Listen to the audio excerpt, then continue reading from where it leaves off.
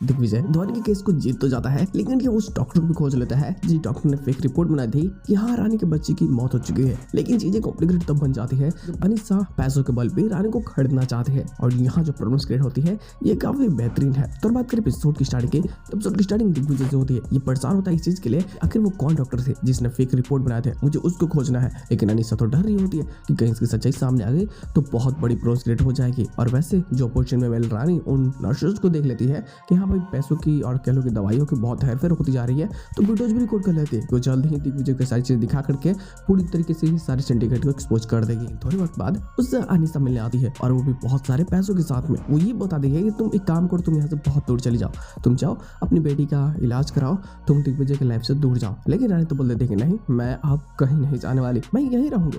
ये बातें सुनने के बाद में अनिसा को समझ में आ जाती है कि अब उसका खेल खत्म होने वाला है। हालांकि बहुत ज्यादा परेशान हो जाती है, तो वो क्या करते हैं कि कैसे एक फाइल का जुगाड़ करते हैं जिसमें सारी डिटेल्स होते हैं कि रानी कैसे कहाँ गई, क्या किया, कैसे उसने बच्ची का पालन पोषण किया।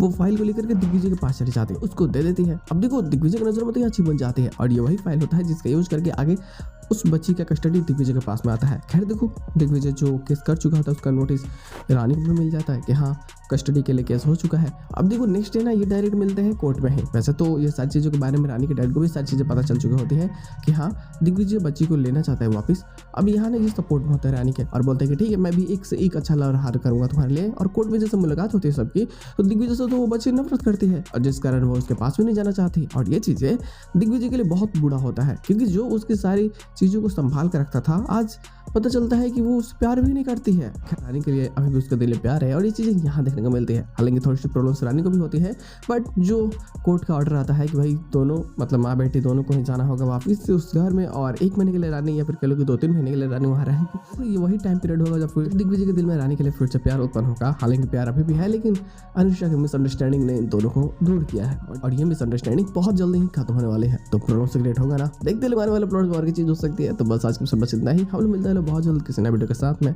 तब तक के लिए बाय।